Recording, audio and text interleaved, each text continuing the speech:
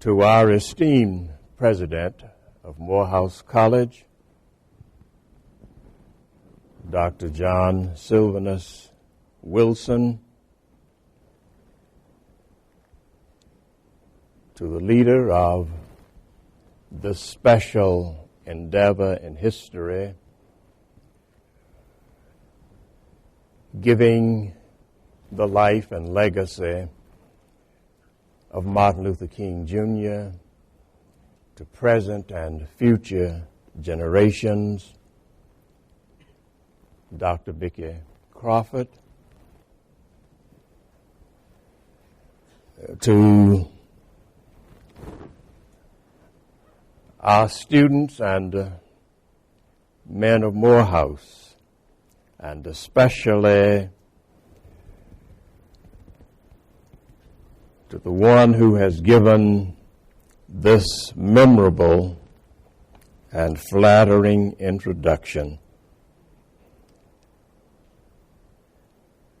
Senior Morehouse College. You remind me, Easterlin, of something Dr. Mays said when I introduced him years ago. You have highly exaggerated, but I want you to believe every word. It helps me and does you no harm.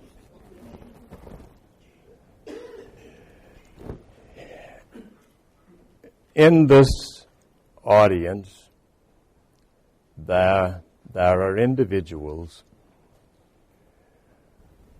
whose lives and works I have known across decades.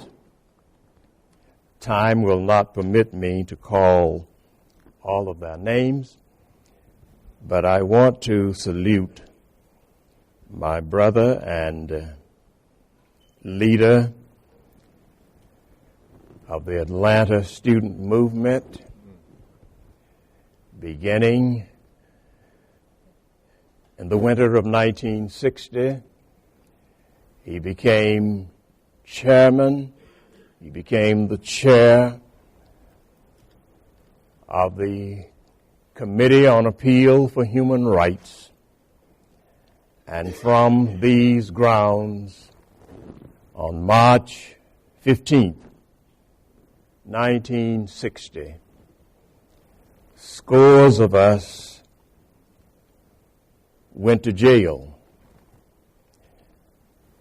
Lonnie King, a Morehouse man, was chair of the committee. Charles Black, a member of the committee, and we all had the experience of visiting Atlanta jails. There is a story there yet to be told. It is good always to see you, and I want to take advantage of this public moment to thank you for your dedication, your sacrifices, and for your willingness to go through literally dangers, toils, and snares. Is J.B. Smith and John Smith in the building today? There are some people from my hometown in LaGrange, Georgia. I will not embarrass them by saying how long ago it was that we met. I want to especially thank Dr. Otis Moss III. He once came to me for advice. Now I go to him for advice. He once asked me my opinion and what I thought he should do. Now he tells me what I should do. He once came to me to check out assignments and homework. Now he is teaching me how to use an iPad. I tried it, Otis, and I hit the wrong button. And some funny stuff came up when I was getting ready to speak. So I went back to my notes and my 20th century folder. But I want you to know that you are a person for whom your mother and father and brother, older brother, and sister who is in eternity have great respect and admiration. Thank you for your leadership, and thank you for sharing these special moments. We're going to talk a little bit about reaching higher from generation to generation. He has a 21st century summary of that. Who's got next?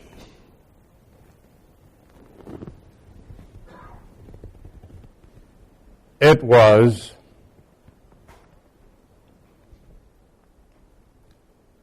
more than 50 years ago when I participated in the March on Washington as an organizer and coordinator under the responsibility of the Southern Christian Leadership Conference in Southern Ohio as a regional director and pastor of a suburban church in Greater Cincinnati. Some 25 years later, Otis III and I went to Washington, D.C., joined Mrs. King and others as a part of the 25th anniversary of that great march. As we were going toward the Lincoln Memorial on that occasion, this young teenager in his early teens said to me, "I'd like to come back in the future and participate in the program." I smiled and felt much taller than I was. And then 50 years later, we came back as program participants along with his son, our grandson, Elijah Moss. And in that setting, 3 generations, a family, father, son, grandson, sharing in the struggle for a few fleeting moments together. 3 generations. And it occurred to me then and now that this is our assignment from generation to generation. There is, in the Jewish tradition, a statement from the Ethics of the Fathers which says, "It is not incumbent upon us to finish the task, but we are not free to desist from doing all we can while we're able." The statement begins like this: the time is short, the hour is late, the business is urgent. It is not incumbent upon us to finish the task. Neither are we free to desist from doing all we can while we are able. Yeah. That is our mission. That is our calling. That is our assignment. We will not be able to finish the struggle in 1 year, 10 years, 25 years, or 100 years. But each generation, I believe, is obligated to give their best and then bless those with love, the struggle for justice, and the strivings for reconciliation. Yes. We are called, we are commissioned, we are designated, and should be dedicated to embrace the great cause. Dr. Howard Thurman received something from one of his professors, and then he passed it on to the late Samuel W. Williams, Sam Williams, and then Sam Williams passed it on to us. He said, no one, Otis, is under obligation to preach a great sermon, but you are obligated to grapple with great ideas.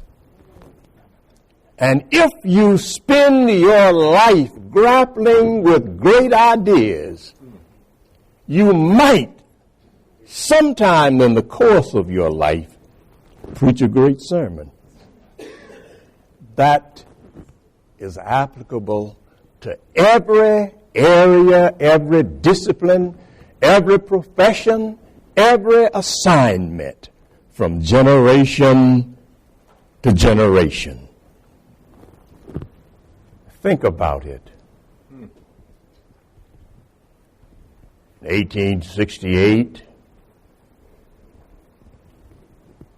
W.B. Du Bois was born. So was John Hope. 1869, Mahatma Gandhi was born. And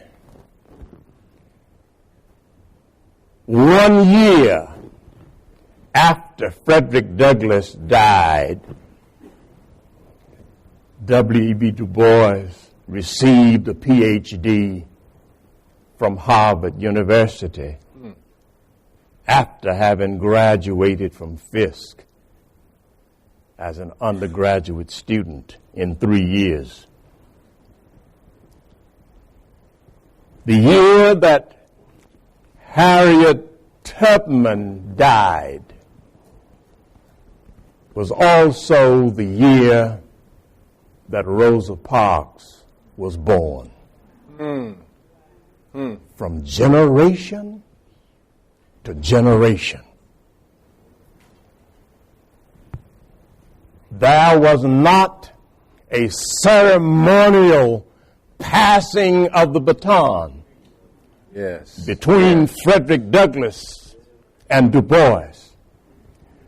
But I believe divine reality urged them to pick up the responsibility to carry on the unfinished work of liberation, justice, and freedom. That is our responsibility. Now, there are years unfolding. The struggle will not disappear. You can't wish it away. You can't smoke it away. You can't drink it away. You can't sleep it away. But we can work in our own time and in our own space by God's grace to make a difference wherever we stand. Yes. And you know something? We are called to be in the struggle. Yes. And as we are called to be in the struggle, we do not have the privilege of occupying some crystal stair because life is not made that way. The poet was right. It has tacks in it. Right. And boards torn up in places with no carpet on the floor. But we must keep climbing, keep striving and struggling. It is not an elevator. It is not a crystal stair, but a rugged, struggling stairway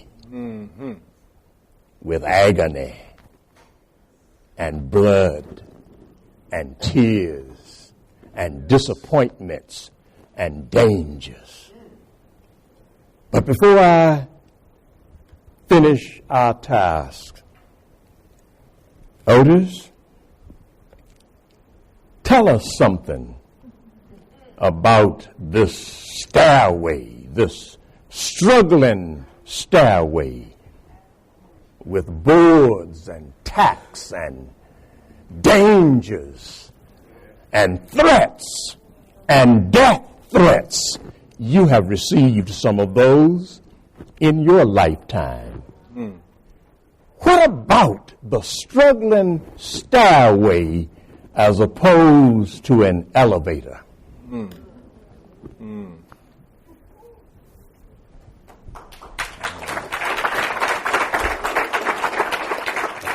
Thank you so much, Pop, and I thank the family of Morehouse, Dr. Wilson, Dr. Crawford, to Dean Carter, to all of those of you who have gathered in this space, this sacred ground, and to have this opportunity to stand with my hero. I say often that for some, heroes come in comic books. Mine lived in my house. And it's just an honor to have this opportunity to stand with my father, who always made sure that people and his family knew that being a pastor and a father is not an oxymoron. And so I thank God for him. And to answer this question that you raised, Bob, about the stairway that we struggle upon in this 21st century struggle, and the struggle that we continue as a people and as a community, that there is a difference between this elevator and the stairs. It is your colleague, Dr. Carol Baltimore, who was the former president of the Progressive National Baptist Convention. He told a story about visiting the Washington Monument. And there, Dean Carter, was a 2-hour line of people waiting to go up to the top of the Washington Monument. Dr. Baltimore, not wanting to wait, was trying to figure out how do you get to the top without standing in this line. He went over to person at the information desk. He says, there's another way for me to get to the top. And the person pointed to him and said, oh, absolutely. You see, there is another line that you can take. You see, everybody waiting in this line is waiting to take the elevator. But there is no wait if you decide to take the stairs. You see that you are welcome to use your own strength and your own power to make it to the top. Taking the stairway to freedom requires physical engagement, mental fitness, and spiritual vision. The stairway to freedom demands sweat equity, physical sacrifice, ethical footing. The benefits to the body and the spirit are greater than taking or creating an elevator movement or an elevator revolution. Elevators by design bequeath your power to a person, an entity, a corporate interest. In other words, someone else takes you to the top, and if they don't like your particular position, you'll be stuck between floors. But your goal is that we must make sure that we are utilizing our own particular power to make it to where God has called us. Daring to take the stairs puts you in a position of active leadership, engagement, and allows you to be the architect of your own destiny. Stairs improve your mobility, flexibility, and strength. The elevator puts you at the mercy of somebody else. Stairs build character, improve posture, engage all your muscles, and burn excess calories. In other words, what you started out with when you get to the top will not be with you. The challenge we face today is that we are tempted to create an elevator movement and an elevator revolution. In the words of one great writer, Ta-Nehisi Coates, he talks about the comfortability that we have with Black Death. The sonic register of names torn from this earth by unnatural causes tends to fade quickly from our own memory. With a strange and suspicious sorrow, Devin. These names that are attached to bodies encased in skin darkened by God but cursed by men. There is an uneasy acceptance to Black Death. When black lives are snuffed out, it seems as if we accept that moment. It is, my friend, Reverend Sekou, who says it this way, Raphael, that only in America can stating the obvious, Black Lives Matter, become revolutionary. This is the question. The question is, why is it? Why is it that we shed light on this simple truth? That America wants to harvest the systematic genius of black people, our personhood for economic and cultural purposes, but at the same time sees us as profit and also problem simultaneously. Well, why are we feared and at the same time deeply desired? And I would invite you to check out an article that Coates writes on mass incarceration in this present age. He can, along with the great scholars such as Renita Weems and James Baldwin and Michael Eric Dyson, Lamont Kill and Cornel West and Melissa Harris, can in a much better way communicate this. But there is a trifecta, Pop, that operates in America today. A trifecta of mass incarceration, economic exploitation, and intentional miseducation. And whenever you add these three together, the equation is a conspiracy to destroy black bodies. It's a formula that has been created, but there is a formula that can also inoculate our community of reference to this. Dr. King, it is that when we have the right theology, it will give birth to a new anthropology, which will create a renewed psychology and produces an anti-sociology in reference to how the world operates and enhance our biology. Now some are saying, well, now, what did you just say? So let me break it down so you understand what I'm trying to say. That when you have the right theology, your relationship in terms of how you view God, that produces a new anthropology, meaning that you are part of the human family. When you know that you are part of the human family, that then renews your psychology, knowing that you have knowledge of who you are. Once you have knowledge of who you are, it changes your sociology, meaning that people who look like you all of a sudden do not see them as a curse, but the consciousness of their power. And once you have that, according to some scientists, it enhances your biology because you've now increased your white blood cells. In other words, you recognize that Black Lives Matter. Once you have the right theology, then move to the anthropology and psychology and sociology will then enhance your biology. And so we recognize when we create this, it is a formula in order for us to recognize that black lives do matter. You see, our ancestors never took the elevator.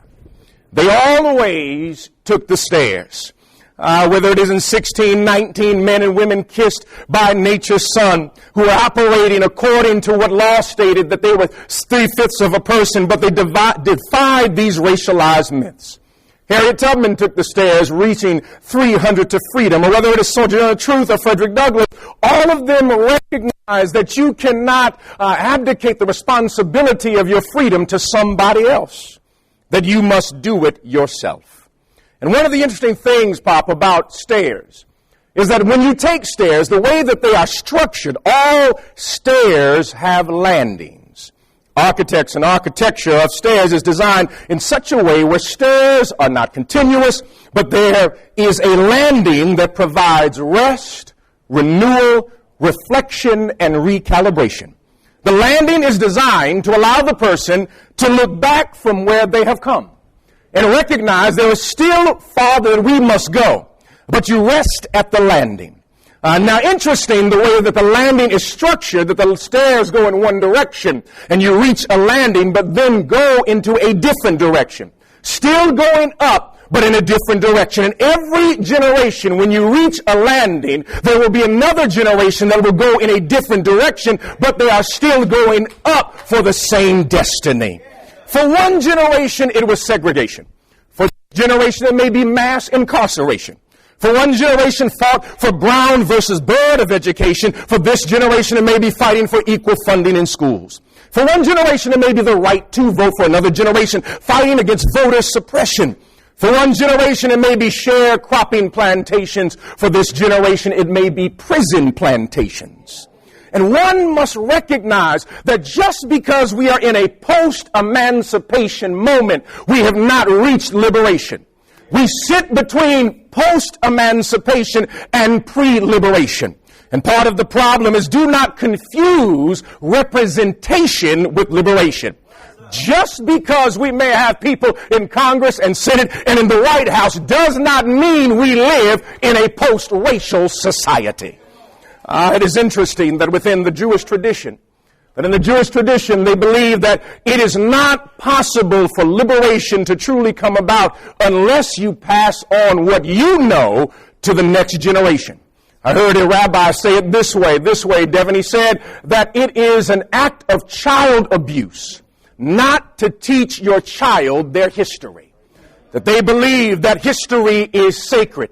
And it seems that it would be an act of academic malfeasance for someone to graduate from Morehouse and you know nothing about your struggle.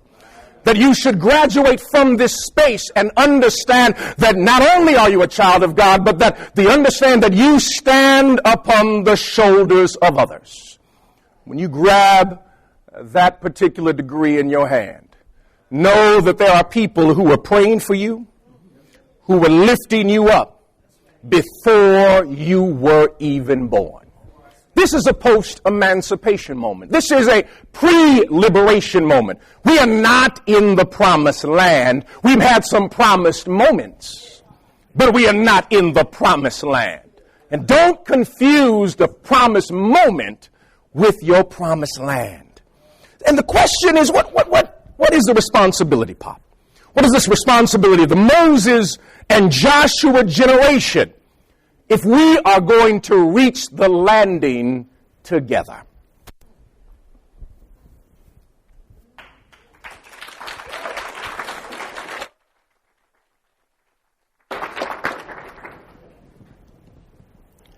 Thank you for that question. You know, Otis, you and I have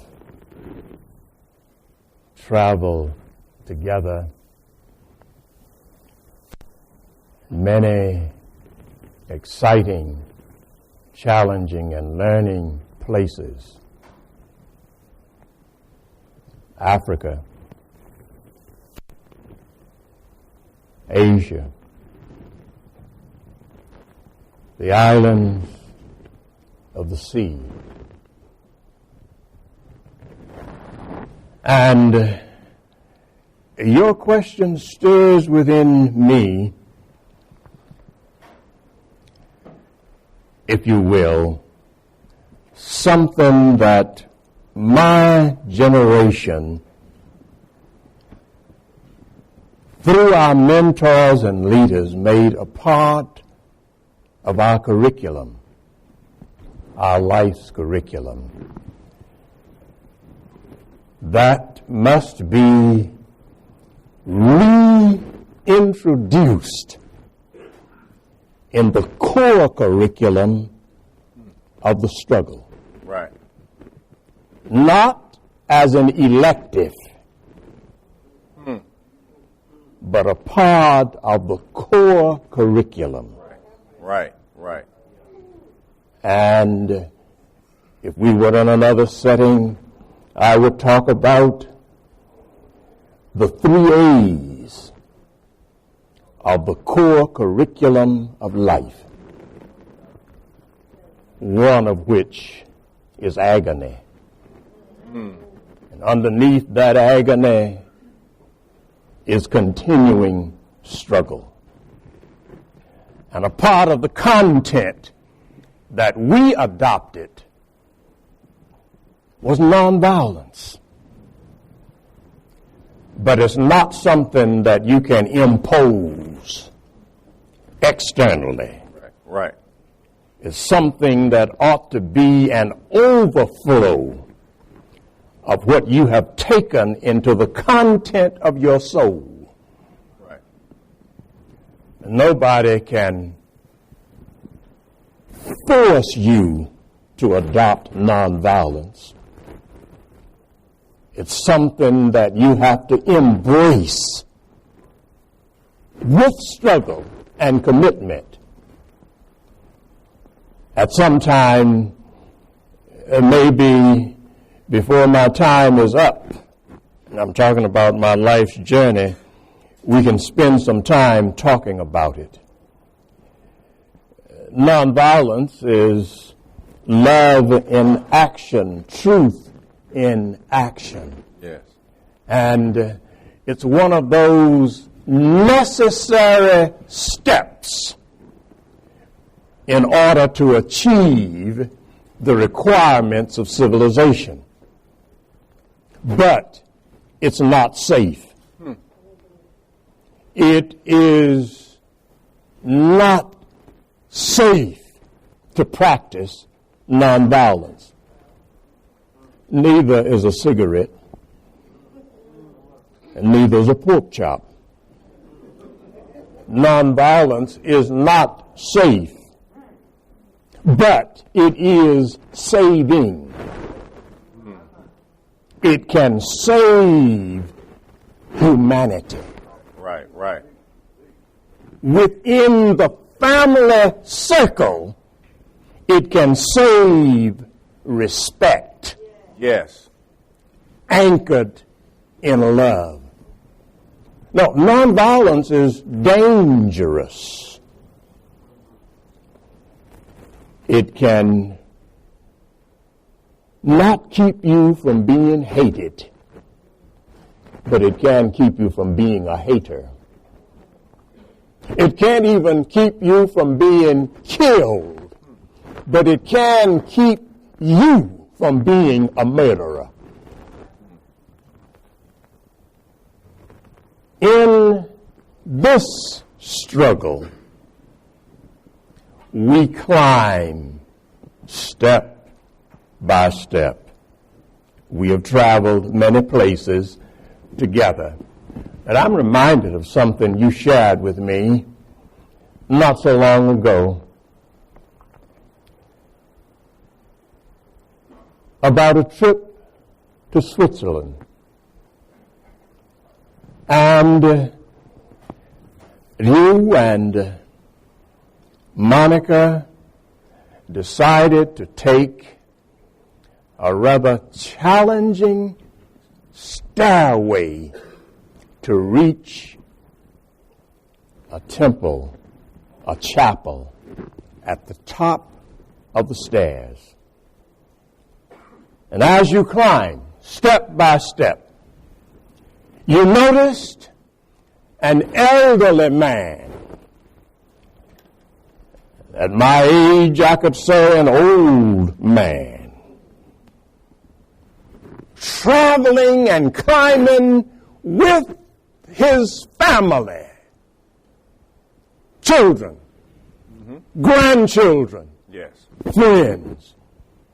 And finally, he reached a landing that you have described so eloquently. Finally, he reached a landing and he stopped and sat down as though he might have been breathing his last breath. and said to the children and grandchildren with a smile, "This is as far as I can climb. But you must keep climbing." Otis?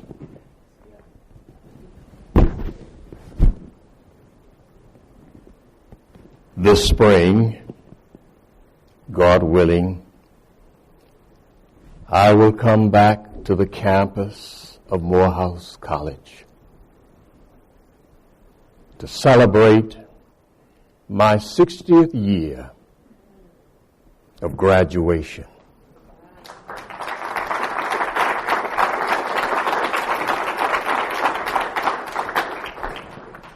I will not be around when you celebrate your 60th year.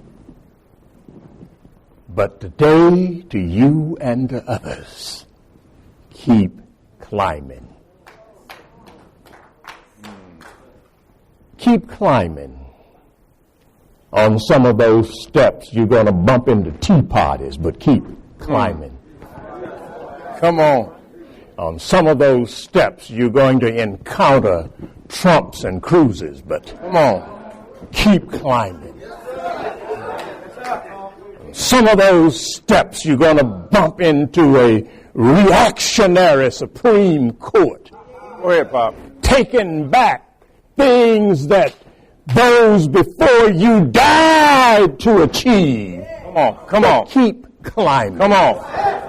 On some of those steps, you will encounter the blood of a 12-year-old child playing with a toy gun and was killed by a law enforcement officer, but keep climbing. On some of those steps, you will run into stumbling blocks to the voting booth. Sometime they will change the voting place. I had to take a literacy test from somebody who didn't know half as much as I knew. But I registered anyhow. My father walked 18 miles one day trying to register to vote and was still denied. By the time the voting rights bill was passed, he was dead and buried. So we couldn't dig him out of the grave and put flesh on his body and a ballot in his hand. He had been done irreparable harm.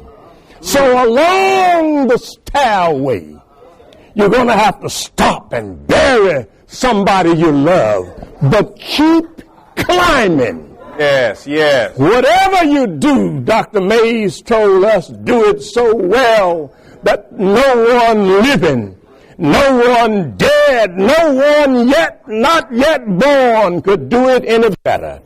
Never allow the world to dismiss you because you are lazy or sloppy in your work.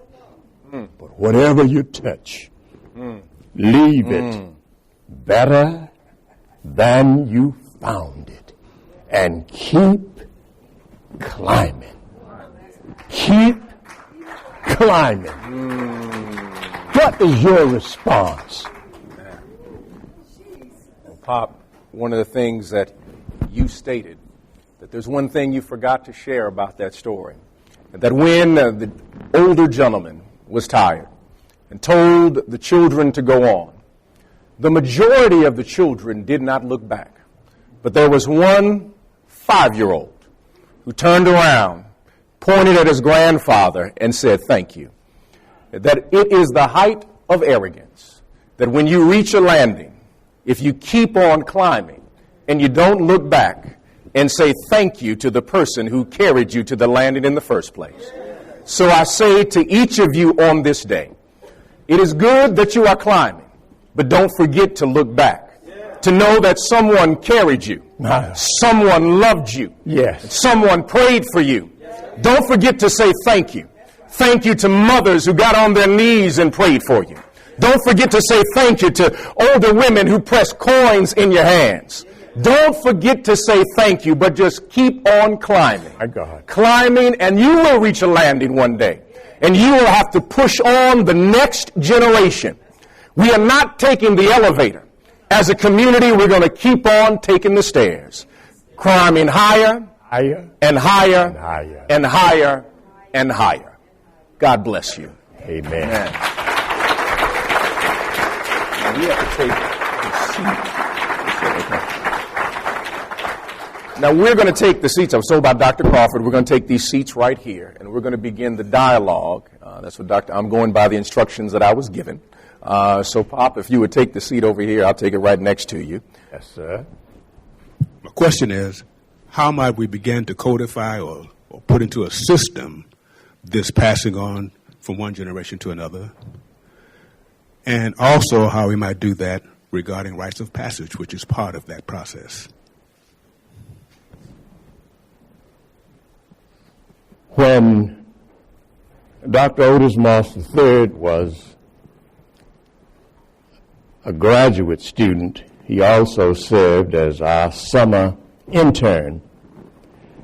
And his assignment, he had several assignments, but one assignment was working with the youth of the Olivet Institutional Baptist Church and to develop the curriculum for our Rites of Passage program. This was in the early 90s. Since that time, I have retired, and another Morehouse man has succeeded me, is doing a great job, class of 96 or 97. That curriculum, the Rites of Passage curriculum, is still in force at the Olivet Institutional Baptist Church. And each year, young people graduate in that program.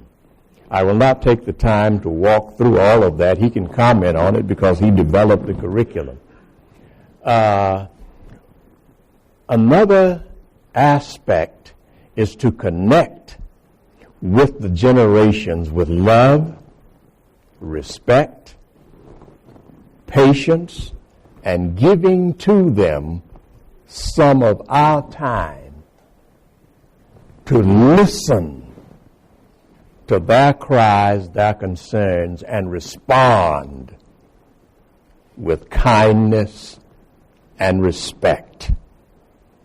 When we dedicated children during my pastoral years, I always borrowed from Gibran, which says, "Your children are not your children, they come through you, but not from you. They are the sons and daughters of life, longing for life. You can give them your love, but not your dreams. They must dream their own dreams. Do not try to make them like you, but rather seek to be like them, because life goes not backwards, nor does it tarry in the house of yesterday." Now, this is the challenge from generation to generation. We need each other, but we should not imprison each other in order to try to make life static.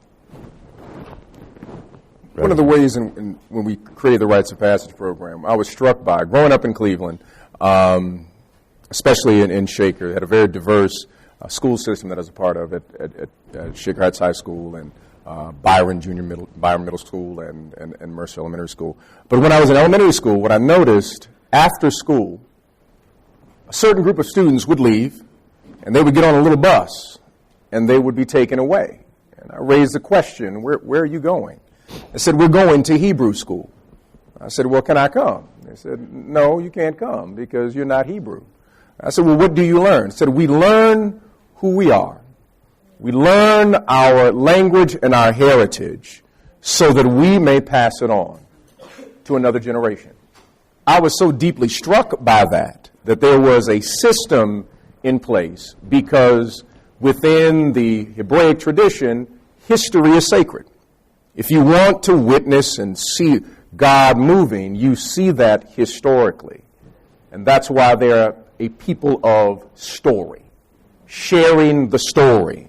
And so the institution of rites of passage programs become important. When I came to Morehouse, the Welcome to the House program I wrote as a rites of passage for Morehouse students who will come to this space. So that whole Welcome to the House piece, Dean Carter worked with us when we were putting that together, that whole idea, and it's much better now than it was. We just had a few welcomes at that moment, at that time. But again, it was a rites of passage to canonize our culture in a world that, as I mentioned before, and as Pop mentioned, that we live in a world that seeks to, in many ways, disperse, destroy, and claim that we are a curse.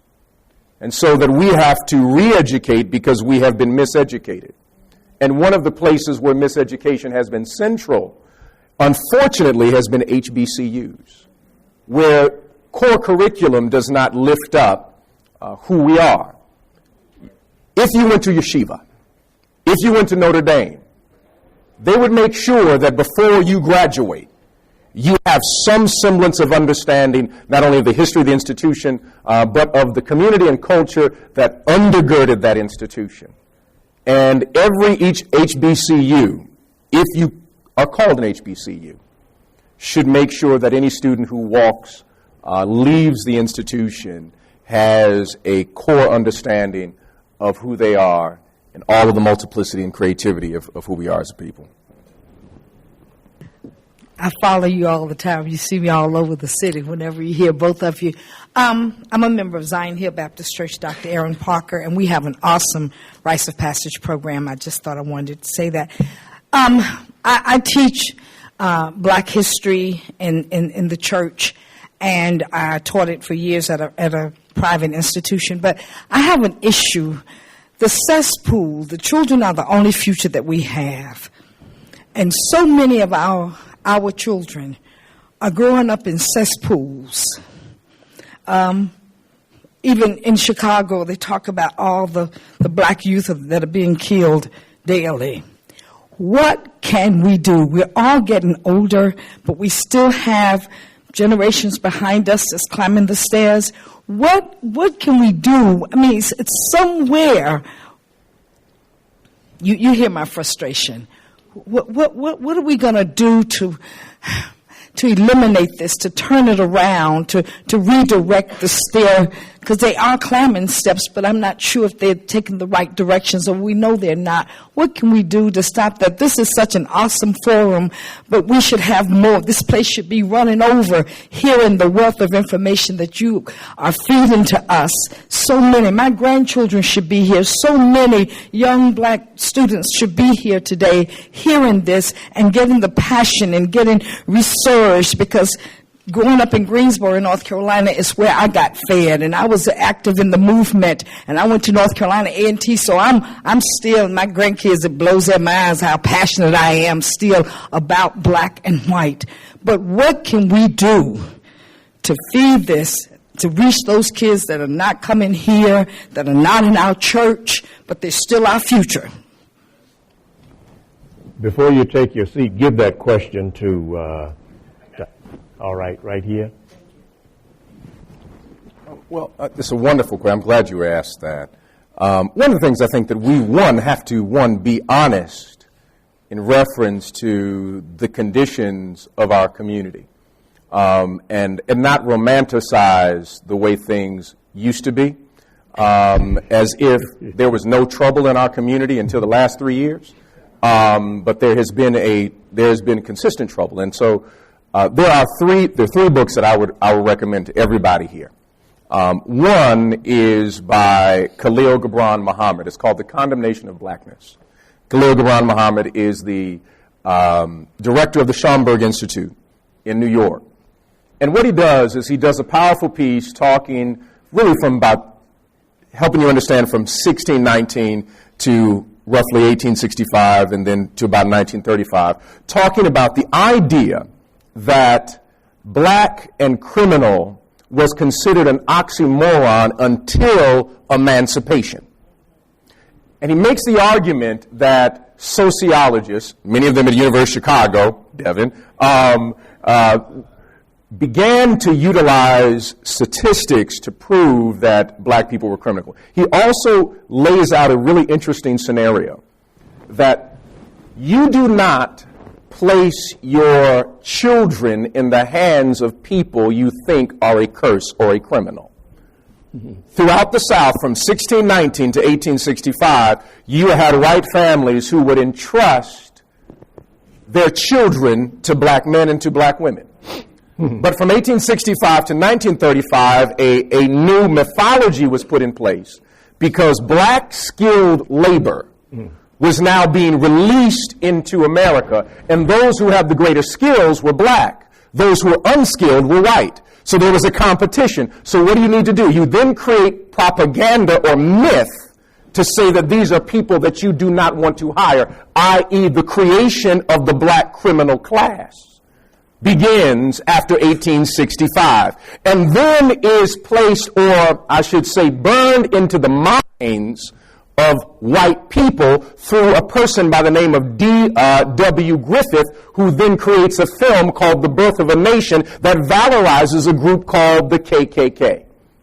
And that was considered the first great film in America, but in actuality it was a propaganda film to say that black men, in other words, black lives don't matter.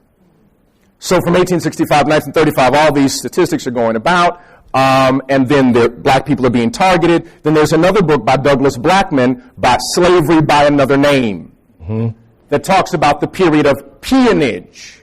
In other words, after the antebellum period, after emancipation, in order for the South, places like Birmingham, Atlanta, Charlotte, Jackson, after the sweeping destruction of the Civil War, in order to rebuild these cities, they needed free labor. In order to get that free labor, you then put in what are called vagrancy laws. Vagrancy laws say where 2 or 3 black people are gathered, throw them in jail. They would then go into jail, but then their labor was then sold. It was sold to places like U.S. Steel. U.S. Steel, which was housed and finding ore in places like Alabama, the South was then rebuilt by a second class of slavery. But it did not end in 1935, according to Blackman. It actually ends in 1972 when the sharecropping system began to break, and you can still find the actual documentation in places like Louisiana. So then a third form of black peonage or re-enslavement of black bodies begins in the 70s under Richard Nixon, better known as the War on Drugs. And the War on Drugs is then laid out by Michelle Alexander in the New Jim Crow. So we need to be very honest that America profits from black bodies but fears black bodies at the same time. And we have to be honest that if you want to shift anything in our community, there's an interesting stat that where there are jobs, crime goes down. Where there is home ownership, you can reduce crime by 50%. So anyway, people love to talk about Chicago, this, that, and the other. We know all the hot spots. And in every single hot spot, you're talking about home ownership that is less than 30%. So the stats still bear out. So you want to change it? Let's make sure that people are able to own their homes, have a job, and have proper education undergirded by a moral foundation so the church ceases to be the prosperity place, but a place that is building a foundation where people understand their call and their destiny. That's my position. Oh. And my name is Otis Moss, Jr., and I agree with what he just said.